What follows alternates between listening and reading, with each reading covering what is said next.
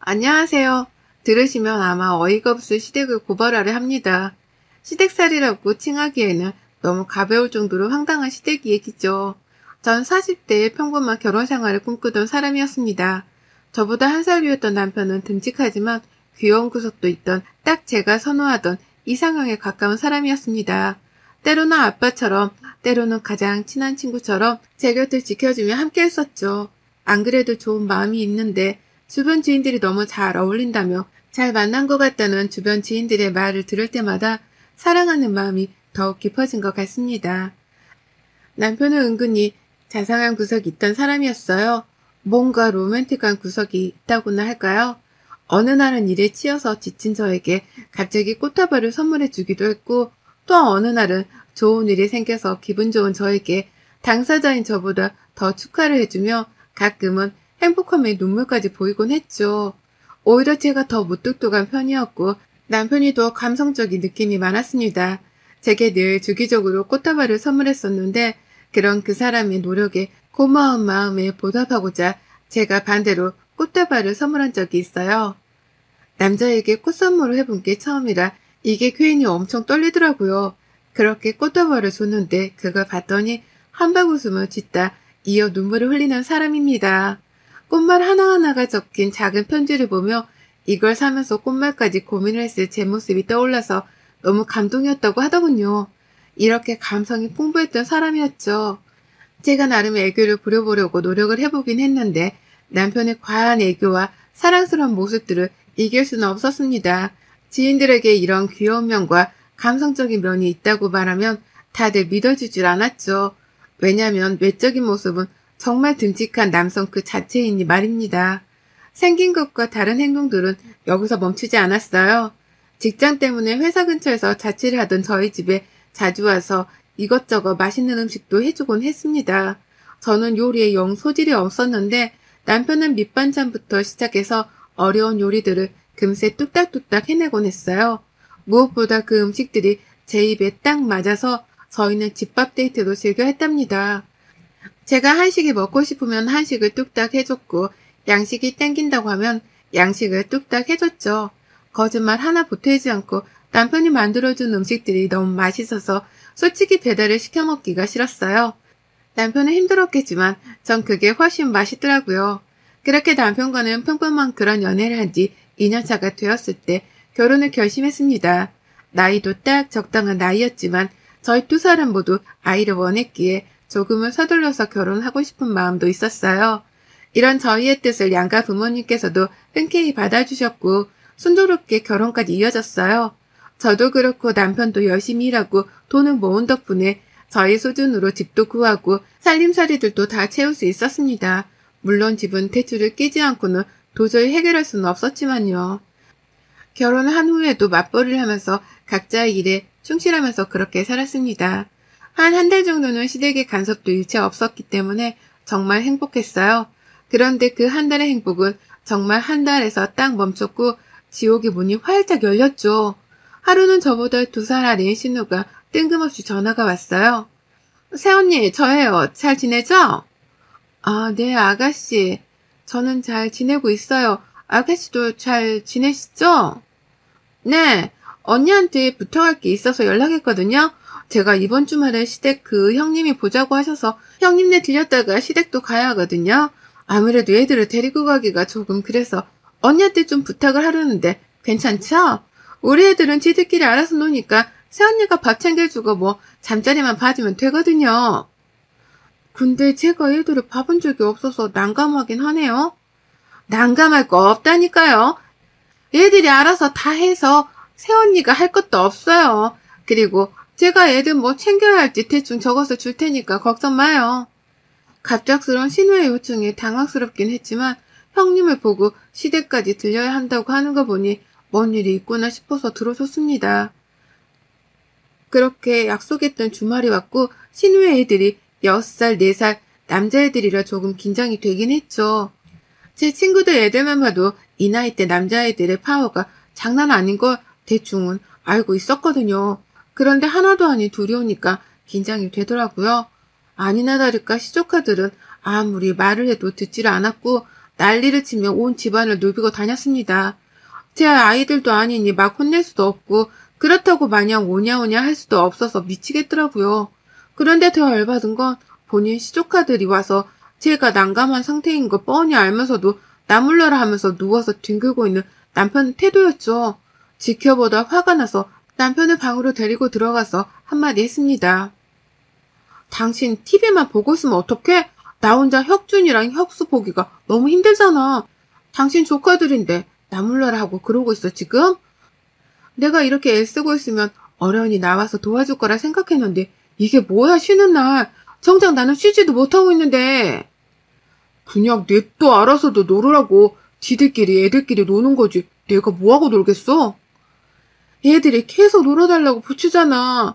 귀찮으면 앞에 놀이터라도 가서 애들이랑 놀아주고 오던가. 아 귀찮아. 나도 주말에만 쉬는데 왜 그래 정말? 당신 조카들이 왔는데 왜 내가 모시고 당신이 쉬냐고. 정말 이럴 거야?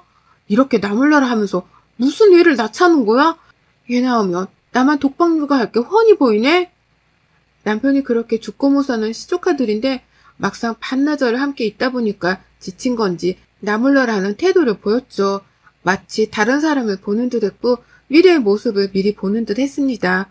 과연 저렇게 이쁘다던 조카들이랑 노는 것도 귀찮은데 본인 자식이라고 다를까 싶은 생각이 들었어요. 애를 빨리 낳자고 노래를 부르던 남편이었고 저 역시 그렇게 하려고 했으나 남편의 태도를 보니 생각이 점점 바뀌게 되었죠.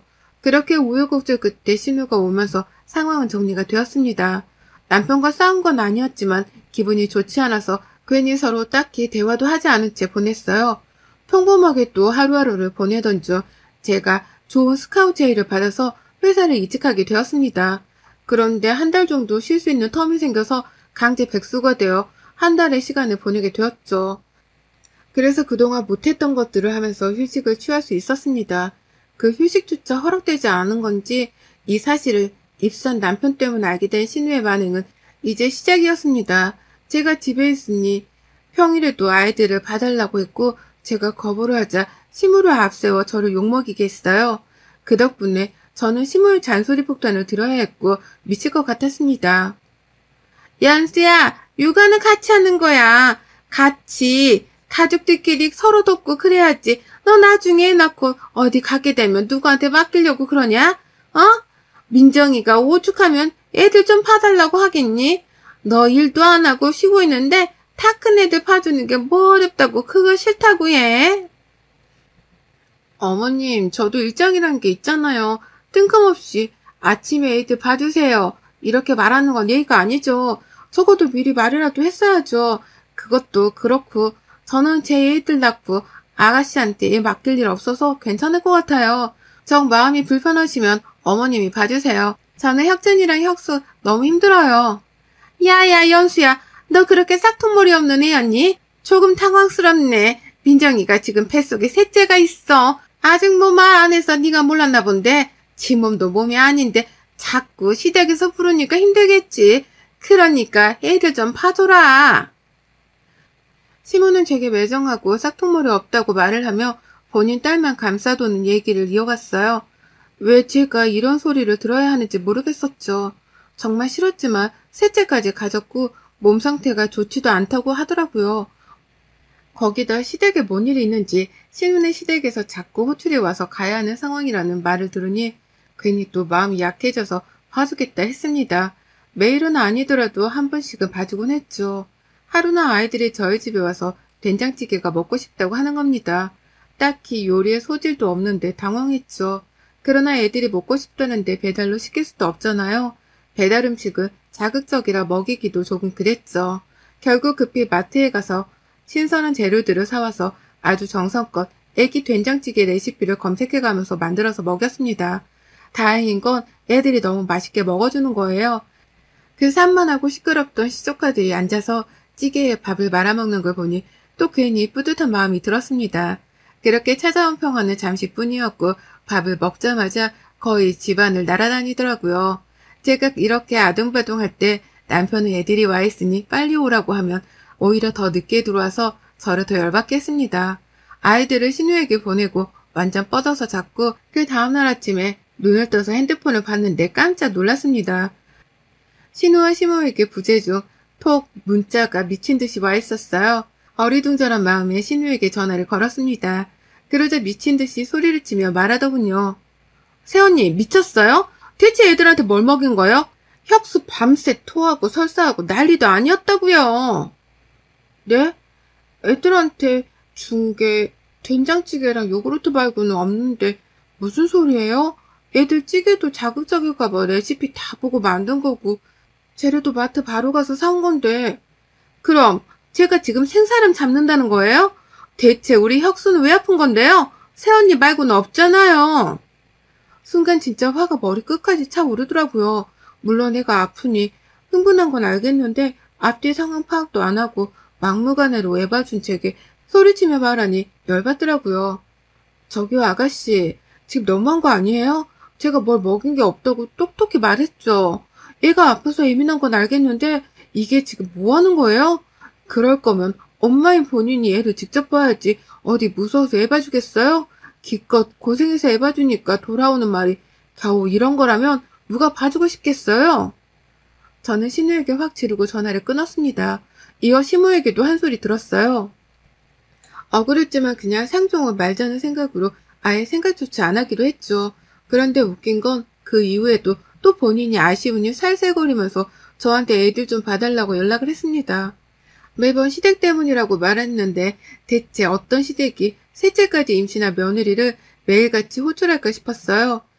시댁이 아니면 형님이 부른다고 하는데 그걸 부른다고 곱게 갈 성격도 아닌데 왜 저렇게 끌려다닐까 싶었습니다. 새언니 미안한데 내일 모레 애들 좀 봐줘야 할 것 같아요. 형님이 갑자기 또 보자고 하셔서 가봐야 하거든요. 제가 저번에 말했죠. 절대 안 봐준다고. 알아서 하세요. 애초에 아가씨 애들이고 시댁 형님 만나는데 왜 애들을 두고 가려고 해요? 제가 없었으면 어떻게 하려고 했는데요? 자꾸 저한테 의지하지 말라니까요. 다 필요 없고 저 애들 봐주기 싫어요. 무슨 사정을 해도 2번 다시 안 봐줄 거니까 알아서 해요. 형님이 사정이 있어서 그래요. 새언니, 애들 데리고 갈 상황도 아니고 부탁 좀 할게요. 저번 일은 혁수가 너무 아프니까 제가 눈이 뒤집어서 그랬어요. 미안해요. 아가씨, 불편하니까 이런 전화도 그만하세요. 더 할 말 없으니 끊을게요. 저는 완강하게 거절했습니다.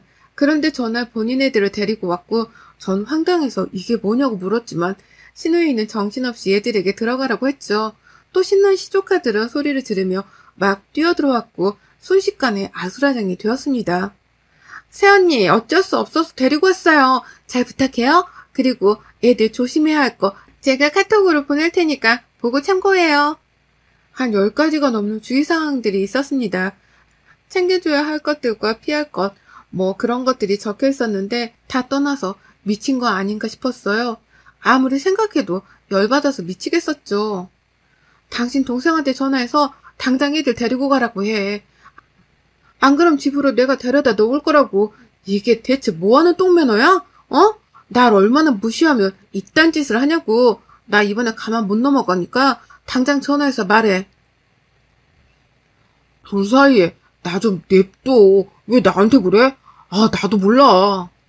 딱 저 말을 듣는데 그냥 주둥이를 딱 한 대만 치고 싶다는 생각이 들었네요. 그렇게 저를 행복하게 해주기 위해서 애를 쓰던 남편의 모습은 대체 어디 간 건지 겨우 결혼 1년 차도 안 된 상황인데 이런다는 게 놀라웠습니다. 잡은 물고기에는 먹이를 주지 않는다더니 벌써 잡은 물고기가 된 건가 싶었죠. 어쩌면 아직 아이가 없는 게 정말 다행이구나 싶었던 게 진지하게 이혼 생각까지 했어요. 저렇게 가진 고생은 제가 다 했는데 신우는 본인 엄마인 제 시모에게 뭐라고 말을 전달했는지 시모는 제게 전화로 난리를 쳤습니다. 너는 애가 왜 그러냐 대체? 어? 시조카들 좀 봐주는 걸로 온 집안에 들쑤시고 난리를 치고 자빠져 있네. 저는 더 이상 못 참고 터뜨렸습니다. 제가 뭘 그렇게 잘못했는데요? 말씀 좀 해보세요. 제 애들도 아니고 신우애를 일주일에 셀 수도 없이 봐주는 사람이 어딨어요. 봐주는 것도 열받아 죽겠는데 고맙다는 말은 들어본 적도 없고 매번 어머님도 난리, 아가씨도 난리인데 제가 좋겠어요 그럼? 제가 신우 똥이나 치우려고 결혼한 줄 아세요? 야, 너 지금 뭐라고 했어? 미쳤냐? 제가 미쳤어요? 그쪽들이 미쳤지? 남편이란 놈은 나몰라라고 제가 무슨 지 엄마나 되는 줄 알고 밥 줘라, 빨래 줘라, 간식 줘라 이러고 있고 시모라는 사람은 지 아들, 딸만 챙길 줄 알고 신우라는 건 개념이란 게 있는 건지 그냥 솔직히 그쪽 식구들 상종하기도 싫어요. 그래서 당신 귀한 아들 반납할 테니까 평생 옆에 끼고 어화둥둥 하면서 사세요. 저렇게 확 지르고 그냥 전화를 끊어버렸고 이후 오는 전화를 받지도 않았죠. 어차피 이혼도 하겠다 맘먹었고 시모한테도 지르고 나니까 용기가 더 생겼습니다. 그래서 전 스피드하게 해결하기로 했죠. 아무리 생각해도 신우가 본인 시댁과 형님이 자꾸 보자고 한다는 게 거짓말 같았어요. 촉이란 게 있잖아요.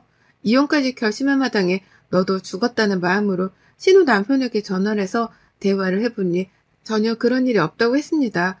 오히려 제가 애들을 너무 좋아해서 봐준다고 알고 있더군요.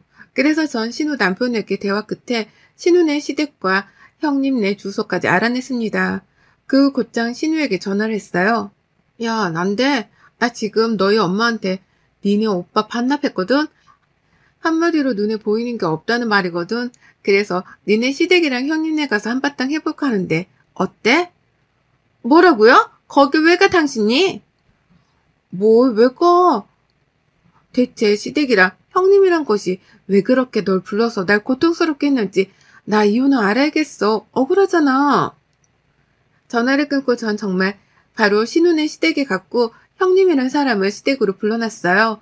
제가 보자고 하니 이쪽에서는 꽤나 당황한 상황이었고 신우가 올 때까지 기다렸죠. 안녕하세요. 갑자기 찾아와서 죄송해요.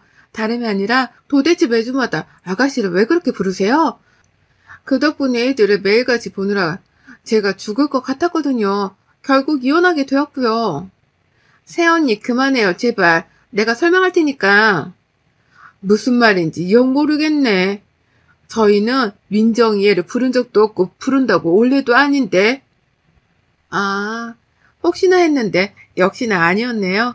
이상한 짓거리를 하고 다닌 것 같은데 그건 뭐 그쪽들끼리 천천히 알아보시던가 하세요. 전 그렇게 집으로 돌아와서 남편과 3차전을 했습니다. 이때는 이미 신우가 시모에게 알렸고 시모가 남편에게 일러서 남편이 아주 화가 많이 나 있는 상황이었죠. 당신 진짜 이렇게밖에 못해? 거기까지 찾아가서 그러고 나니까 속이 시원하디? 오늘 대체 뭐하고 다닌 거야? 어? 우리 엄마한테는 뭐 이혼은 한 해 만에 헛소리하고 민정이 시댁에 가서는 뭔 소리 하고 온 건데? 넌 내가 오늘 하루 동안 헛짓거리를 한 것 같아? 전혀 아닌데 어쩌지? 나 너 같은 놈이랑 안 살아. 내가 너 니네 엄마한테 버린다고 했고 버릴 거야. 우리 이혼해. 있잖아. 난 니네 가족들이 싸는 똥이나 치우려고 결혼한 게 아니야. 알아들어? 그리고 네 동생이 애들까지 나한테 맡기고 헛짓거리 하고 다닌 것 같던데? 뭐야? 대체 겨우 이런 일로 누가 이혼을 해? 넌 이게 겨우 이런 일로 보이니까 문제인 거야. 알아들어? 넌 내가 말 안 하면 평생 우리가 왜 이혼했는지 그 이유를 모르겠구나? 그렇다고 말해주진 않을 거야. 넌 반성할 자격도 없는 놈이야. 당신 진짜 진심이야? 이혼하겠다는 말 후회 안 해?